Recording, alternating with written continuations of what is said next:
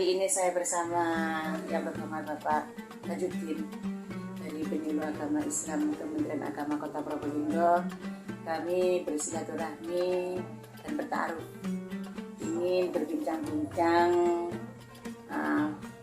bersama-sama untuk menggali sedikit beberapa hal yang mungkin perlu kami perluas wawasannya. Kali ini yang ingin kita bicarakan bersama dalam hal ini konteksnya adalah saling rembuk ya. Bagaimana satu wawasan yang pandangannya mungkin berbeda, cara penafsirannya berbeda, ini bisa disatukan karena nantinya juga akan diimplementasikan kepada masyarakat. Sekarang ini Pak Tajuddin, kita melihat adanya keanekaragaman, bagaimana cara pandang kita kepada masyarakat dengan adanya kegiatan keagamaan yang berbeda, tetapi pemahamannya adalah satu. Bagaimana yaitu kalau kita orang yang beriman, pemahamannya satu kepada Allah Subhanahu Wa Taala. Tapi ritual yang dilaksanakan mereka itu dalam konteks pelaksanaannya itu berbeda-beda, tetapi tujuannya satu. Nah, yang kita perlu luruskan cara pandang mereka untuk bisa menyatu sehingga dalam pelaksanaan kegiatan ke masyarakat yang berbeda itu tetap tidak menimbulkan adalah gejala-gejala baru yang dapat memecahkan pengertian kita kepada agama tersebut. Mohon untuk Bapak menyampaikan. Terima kasih. Terima kasih atas waktunya. Sebenarnya dalam konteks Indonesia itu bahwa Indonesia merupakan negara yang multikultur, multi budaya, agama juga beragam. Maka kepentingan negara adalah mempersatukan elemen-elemen kekuatan bangsa, kekuatan-kekuatan yang ada, potensi-potensi yang ada. Jangan sampai kemudian perbedaan-perbedaan itu menjadi momok bagi negara. Kita harus bersatu. Wadah daripada persatuan itu perlu kita bangun. Meskipun kultur budaya kita, paham kita terkait persatuan itu sudah ada, tetapi dalam hal ini Kementerian Agama melalui kantor-kantornya juga yang ada di wilayah atau kabupaten kota itu mengadakan moderasi beragama. Itu adalah bentuk wadah supaya ini loh Indonesia dengan keragamannya, Indonesia dengan multi budayanya, multi agamanya. Meskipun demikian tetapi tetap bisa bersatu. Hal demikian tentunya ya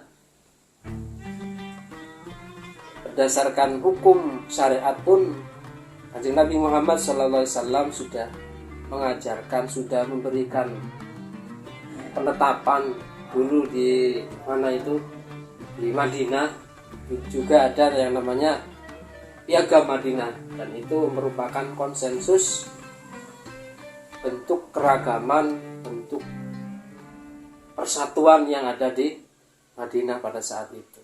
Di situ hidup ada orang yang Yahudi, ada orang Islam, ada orang Majusi, mereka hidup bersama gitu. Saya kira kampung moderasi beragama ini juga menjadi keniscayaan ya, keniscayaan bagi bangsa Indonesia, umat beragama yang ada di Indonesia. Saya kira demikian. Iya. Sekarang ini kan sudah gembar-gemborkan lah istrinya dalam program kerja. Istrinya digembar-gemborkan ya. Tentang moderasi beragama. Ini mungkin kaitannya erat sekali dengan adanya keanekaragaman. Tetapi yang pada dasarnya tadi, bagaimana dengan keanekaragaman itu tetap menciptakan kondisi Indonesia ini tetap bersatu, tetap tidak tumbuh kembang dengan adanya keriduhan-keriduhan yang mudah diadu domba, tentunya seperti itu. Dalam hal ini juga dibentuk Ustadz, Pak Yai, tentang adanya rintisan. Rintisan itu semacam mungkin itu ya bagian dari dari moderasi beragama di situ ada kampung rintisan. Iya. Itu mungkin dalam skop kecil, wadah yang kecilnya. Tapi apa bisa dengan rintisan kerukunan beragama itu kita salurkan ketika kita berada di majelis taklim? Tentunya kan tidak mudah. Di situ ada orang yang pinter, mohon maaf, alim dalam pemahaman agama, ada yang hanya sebagai ikutan aja atau hanya sekedar ingin mengetahui dan lain sebagainya. Ini bagaimana pemahaman kepada mereka supaya mereka itu betul-betul tahulah makna dari kan moderasi beragama itu adalah satu sikap, cara pandang. Iya. Bagaimana masyarakat itu paham dengan adanya moderasi beragama yang sekarang sudah diterapkan. Itu intinya kan bagaimana negara kesatuan Republik Indonesia ini dalam kondisi aman. Nah, ini sosialisasinya kepada majelis taklim ataupun kelompok-kelompok keagamaan yang ada di masyarakat Republik. Jadi begini, menyikapi hal itu, sebenarnya setiap paham keagamaan itu pasti ada yang moderat dan ada juga yang ekstrim.